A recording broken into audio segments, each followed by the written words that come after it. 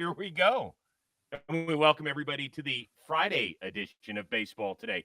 It's the first time we're on our brand new system. I don't even know how to describe it. All I know is that it's not IG Live. No. So, Plouffe, we're still trying to figure out all the little bugs that are in our system, but we are here and we're talking a little baseball, although that's a different show. Yeah, I got my hat on right here. This is the YouTube live. It started out as the Chris Rose rotation IG live. Now then it was Yep. baseball today on IG live. Now it's just Yep. baseball today, and we're Yes. going live on YouTube. This is what happens. We're progressing, bro. You know what I mean? We're making progress in the Yeah. technological world. But Robbie, I want to make sure that we're actually out there because right now all I'm seeing is a blank screen. We are. I see 37 people watching right now. Boom. Awesome. I want to welcome everybody then to our live stream. And those of you that are catching a little bit later in the day, that's all good. You're probably wondering why I'm sweating my ass off right now. It's not because I'm nervous. It's because I just finished my 45-minute elliptical. I had to squeeze it in right now because I got a very busy day. So I apologize if I'm sweating all over the place. Woo. 45 elliptical? Yeah. And then I got to go on my walk later. That's what you throw any old man. Did you throw any weights around or what? Is this all cardio? That's Tuesday, Thursday, Saturday. You got to I plan love it out. that. Okay. I love that about you. Quick question before we get to the baseball world. Is Odell living in Matthew Stafford's pool house? Any truth in that rumor? I have no idea. I actually texted Matthew yesterday. I didn't even get a response from him. So he big leagued me. He's got a new friend. Odell's in town. T. Plouffe gone. Wow. Unreal. That's painful. Well, you can't help him get a ring. I know. Sure Odell can, but that's another discussion. Wow. All right. Let's get to it. A little baseball today. I love the hot stove talk because none of it usually comes to fruition, but it's always a ton of fun. Let's start with John Heyman's report that the Phillies are interested in the top free agent center fielder on the market, Starling Marte. Out of all the issues that the Phillies have had the last few years, is that where you would go fishing first? No pun intended for a former Marlin. I don't think the order of which they go after guys really matters. But I would say that center field is not my priority if I'm Dave Dombrowski. I would go ahead. Look, this guy has been around the game for a long time, so he's had a lot of different rosters. So he's seen what works and what doesn't work. I always go back to like 2012, 13, 14 Tigers. I played a lot against those teams. Dombrowski was the general manager of those teams. They had everything, but they didn't have great bullpens. And guess what the Phillies don't have? They don't have a great bullpen. They need to go address that, I think, is probably the most important issue because in 2020, they were one of the worst bullpens ever assembled, according to the numbers. And then in 2021, they set a franchise and I think an MLB tying blown saves record. Like you can't that hurts your team. It hurts the what am I looking for? What am I looking for here, Chris? Are you talking I don't know. It hurts the team when you're blowing saves and you have victories in hand and then they're gone. I know what you're trying to say. You're saying that not all losses are created equal. That if you get blown out, you can wash it off easily. If you're up 7-5 going into the ninth and your team blows it again, that's like 1.5 losses. Is that what you're telling me? Yes, because it eats at you. It eats at you, especially if it happens over and over and over again. And then there's some finger pointing going on in clubhouses, stuff like that. It causes all sorts of rifts. So I would go and take care of that. And that's not easily done. Relievers, look, you kind of got to get lucky with some guys. You know, some of the more prominent names out there, the Raisel Iglesias, he has a draft pick attached to him. So I don't think I'd go there. I wouldn't do that for a reliever, to be honest with you. You know, you might have to go into the trade market for that. The Brewers are shopping Hader. Who knows who else is available? I think anyone can be available for the right price. The problem with the Phillies is I don't think they have the prospect capital to get a lot of these deals done. So Dave is in a really tough spot. Yeah, he's got center field to address. He's got the bullpen to address. He's got defense to address, and they already have a plethora of infielders. So, like, it's not like he can just go out and get a better defensive infield because they've already got a bunch of guys on the books. It's a big problem in Philly now. I mean, you tell me what you think. Well, first of all, I agree with you on the bullpen. They still haven't gotten that right. They tried last year. Some new guys they brought in were either ineffective or injured, or in some cases both. There is a sieve in center field. Okay, Odubel Herrera, they did not offer him a contract. Andrew McCutchen's option in left they didn't pick up. So really, they've got two vacancies. Is the way I see it out there. Marte makes a ton of sense. Had almost 50 steals in his time between Miami and Oakland a year ago. Really, really good player. OPS plus of 131. And if you look at what the Phillies have done out in center field since 2019, they have a sub 680 OPS, among the worst in the league production wise. So we got Bryce Harper, who might end up winning another MVP on one side, and Hole in center and left. They do need to do something. So this makes a ton of sense. We know that the bullpen has got issues. They need to fix that. I mean, they tried, it just didn't work. So maybe Dombrowski just doesn't have, maybe he doesn't punch the right numbers in. I don't know what's happening there. Right. He might not, because it has been a problem for him in the past. And I was even reading an article, I think it was on MLB Trade Rumors, about their search for bullpen help. Mhm. They're naming guys like Graveman and Melanson and saying, hey, like, we really can't go get guys like that because they're ground ball type relievers and we have a horrible infield defense. So that takes some people out of the, equation. I mean, he's Right. got a lot of work to do. They have a lot of really high-end talent on that roster, but they got to find a way to supplement it. And there's a lot of areas they have to do that in.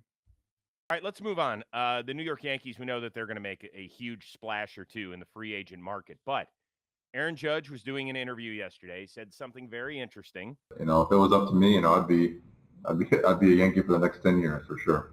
Now he is entering his walk year. Do the Yankees have to make extending Aaron Judge, who will be 30 next season, as big a priority as fixing shortstop, getting more depth in the starting rotation with big name free agents? Now, this one, I do think there is an order. They don't have to do this with Judge just yet. I think they need to go address everything else. They already have him, I'm sure they already have the numbers they think it'll take to keep Judge already programmed into their budget for the future. They know what it's going to take. It's going to be somewhere like 25 to 30 million a year to keep him around, which they should. They understand that's going to be on the payroll if they decide to go that route. But they got to go get these other guys first. And, there is like this looming lockout deadline, December 1st. I'm on record as saying I don't think there'll be a lockout. I think I kind of misspoke there. I meant there will be. This is what I really meant. I kind of want to clear the air on this. There will be baseball in April. Like, there's not going to be a strike. A lockout is just a timing thing. And I think there's going to be a lot of stuff going on behind the scenes, even if there is a quote unquote lockout. Okay, I think free agency is still going to be happening. Just it's going to be behind closed doors. Let's get back on quiet. point. You've cleared it up. Thank you. Okay. What are we talking about? Judge. They have Judge all next season to negotiate. I get the longer you wait, the harder it is to negotiate. And Judge and his agent might even put a time restraint on that. They might say spring training ends. We're not negotiating during the season. By the way, can we call bullshit on that whole thing? Because once again, if they say spring training or beginning of the season is where we're drawing the line. Now, you're telling me if the Yankees went to him and said, here's a 10-year, $300 million deal, they're going to be like, no, we told you that we were done talking at the beginning of the season. I'd be like, yeah, give me that pen. I'm right here on May 17th. No problem. I'll sign that. Yeah, but that's the point of it. It's just leverage. That's all it is. It's not like a real thing. They're just using it for leverage. It's fake leverage to me. Sure, but you use whatever leverage you can when you're negotiating a freaking 9-figure contract. When you say something like that and the Yankees come back and they offer you some BS contract, you say, I told you I'm not talking about it during the season. And you go out into the public and say that. But if they offer you, like you said, a 10-year, $300 M, you say, sure, I'll sign on the dotted line. That's the leverage. You know what his leverage is? 40, 45 homers. That's his leverage. It's not a date. Here's what I would say. The Yankees, don't you think the Yankees have already decided whether or not they want to have Aaron Judge long term? Don't you think that decision has been made? Yes, I do. Okay. Do you think that they want him there or they don't want him there? They do want him there because he does everything the right way. Then what's the point of waiting? I think they want to see where they're at in free agency this year.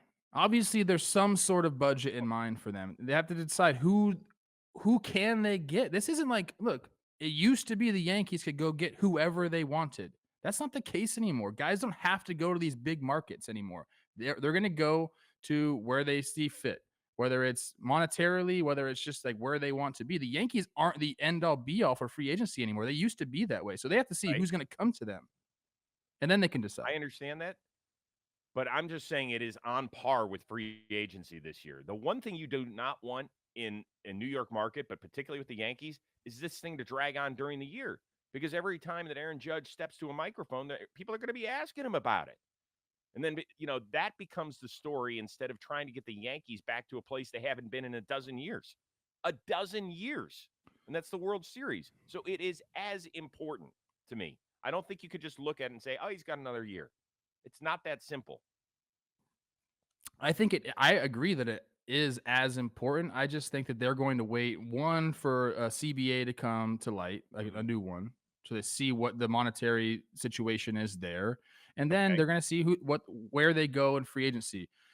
As soon as they're done with that, they understand where the budget is. They'll go after Judge, and I mean they should. I'm not saying they shouldn't. They 100% should go sign Judge. I just think the order of things, he's going to be down the road probably. I think before the season. How about that? But that's what I was going to ask you. You're saying before the season. I think so. Or I like agree. right around opening day, something like that. I would agree with you. I think that's when it's going to happen. All right, this is a great story. One of my favorite ones I've seen so far in I know it's been a very short off season, but I would say in months it just has me laughing. This is a Giants fan named Kenny Kelly. On social media, he is drawing pictures of Brandon Belt, and it looks like an 8-year-old is drawing him at best. He's drawing him every day until the Giants re-sign the first baseman. Now, the good news is Farhan Zaidi was actually apparently talking to Brandon Belt's agents recently. And so, remember, they put the qualifying offer. We don't know if he's going to accept that or try and work out a longer deal. Will Kenny's final drawing be one with a smiley face or a frowny face? I think this ends up being one with a happy face, a smiley face, if you will. I do. I think the fit is just right. Now, the Giants protected themselves with the qualifying offer. If Brandon goes out and finds a longer deal, a 3-4 year deal somewhere, he'll take it, and the Giants get a draft pick. I don't think it comes to that. I think that they're going to bring him back similar to like what they did with Crawford, maybe like a 2-year deal, so he gets more guaranteed money, but maybe less AAV. The fit is just really good there. When you're comfortable somewhere, you're comfortable somewhere. The last 2 years he's been going off, and I think at this point in his career, he wants to win there with those guys. So I think that's what happens. Smiley face on a picture. And guess what? I've been seeing these pictures too, and I don't even know why I'm seeing these pictures. They're just on my timeline, dude. Like, But how they're is this hilarious, guy? aren't they? How does this guy getting so much reach? I need to know the secrets, dude. Yeah, I don't think he has a ton of followers. Hopefully, this will help you out, Kenny. I love him. It's hilarious. Like one of them, he's got the giraffe head, and it's got Belt's face popping out of the giraffe.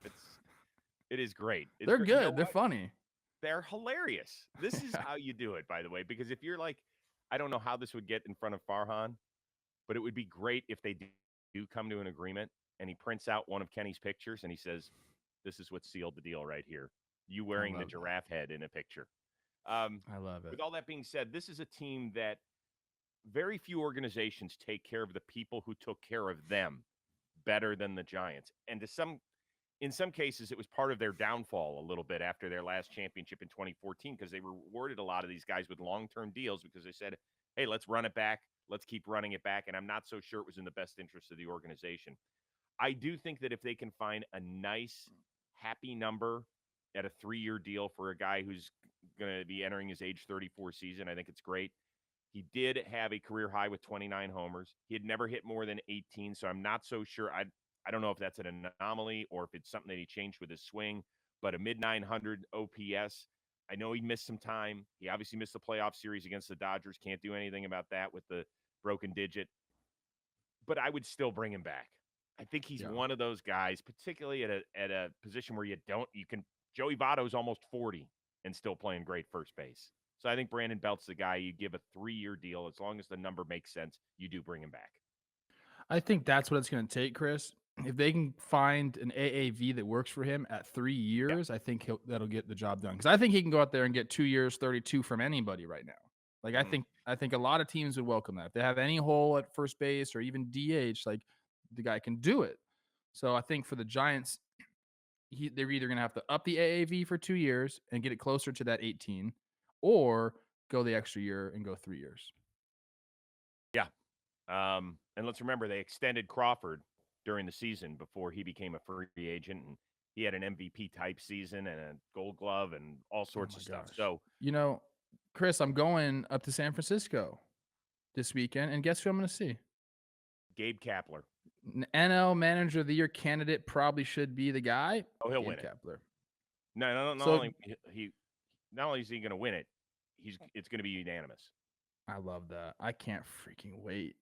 Because I'm gonna I danced on the Phillies' grave a little bit when they fired him. I said it was stupid. It was a scapegoat type thing, and he's gonna go somewhere and be awesome. And I was right. But my guy, I'm gonna talk to him about Brandon Belt though. So who's our guy, Kenny? Kenny, I'm gonna talk to him for you, bro. Show him the pictures, and Gabe will Okay. go, well, that's very funny. Yeah, but won't laugh. But won't laugh. Ask him if he enjoyed himself on the Rose rotation. I don't know if you watched that one. Okay. It's only a half hour. Go watch it. Yeah, it's just that, people and you, I don't know, whatever. I'll talk to him about you. What does that mean? What are I you love saying? you. That people What? don't like talking to me? Do you like talking to me? What? I love talking to you.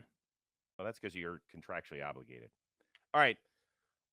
You can have a pardon me, you can have a say in the vote of who makes the all MLB team. So you can vote until I think it's like November 19th. They're going to announce first and second team members. But when you look at whom you can vote for, like there's 10 shortstops, there's like 9 third basemen, there's like 87 outfielders. Shouldn't they have narrowed the choices down for us a little bit to make it more special instead of just saying it's like Oprah and you get a nomination and you get a nomination and you get a nomination? It's ridiculous. I'm going to say this, and people are not going to like it, Chris. Okay? Fans shouldn't vote on any award. I'm sorry. You're right. I love the fans. I love the fans, but we've been down this road before. When the fans were voting for the All-Star team, it became a shit show. The Royals voted every single one of their players into the freaking game, different. dude. Hold on. Why is that different? That's different. They're voting in the starting lineup, and anybody that's presumably gets snubbed will get selected. Doesn't always happen. There's sometimes one or two. This is all MLB. And let's keep in mind, fans aren't the ones naming the team. They get a vote. It's also media members. I believe it's like managers and executives. And I think that's the same way the All-Star team used to get chosen too, Chris. So look, this is, if we want to do this, we could at Jomboy Media pick a guy out and send our people there and say, let's get this guy on the all MLB team. We could do that. And that to me is ridiculous. Like, there needs to be a panel, not just a free for all, because when the internet gets a hold of something, it can get a hold of something. So I get your point about the 10 people per, and that's also ridiculous, but like fans voting for stuff doesn't work out. I love the fans. I get it. But if this actually means anything, which it kind of does sometimes, like an arbitration, whatever, this might not. But like, it's just, it can go awry quickly. That's all I'm saying. Yeah. Well, I do like it that they're doing this. I like it when I look, I wait and see who makes the all-pro teams in the NFL because I value all-pro teams over Pro Bowl teams. And most players will tell you that. They like going to the Pro Bowl, but in terms of recognition, they value being an all-pro. We really need to make this all MLB. When I first heard about it, I was like, that's cool. Like, you made all MLB first team. But you're right. The right people have got to be voting for it. And if you're going to make it fan-based, it does make it kind of a silly factor. So I'm with you on this. Like, this isn't the way to expand fans' interest in the game. I guarantee you, in New York, they're like, yep, pat ourselves on the back because we're getting the fans involved in the game now. No, this isn't how you do it. This is not it at all. It's not. There's a lot of different ways. This isn't it. Paul Rudd was just named People's Sexiest Man Alive. Good for him. Big-time Kansas City Royals fan, by the way, Paul Rudd. So, if we were to name Jomboy's Sexiest Man Alive, who is it? Well, this has a very easy answer. It's editor, everything extraordinaire, Zach Esposito. Yeah. Number one, he's a good-looking dude. Okay. Number 2, he's excellent at his day job. Number Mhm. 3, guess what his other job is? He's a freaking rock star. A front man. Like, the guy's got everything going for him. I'm not going to say some other things that I've heard. Might be rumors. I'm not sure. Zach's number 1. We're going to get Zach out of here because that doesn't count. It's not fair to the rest of us. Why does that not count? He's a part of the team. Why are you excluding him? It's too easy, bro. I want to dig a little deeper.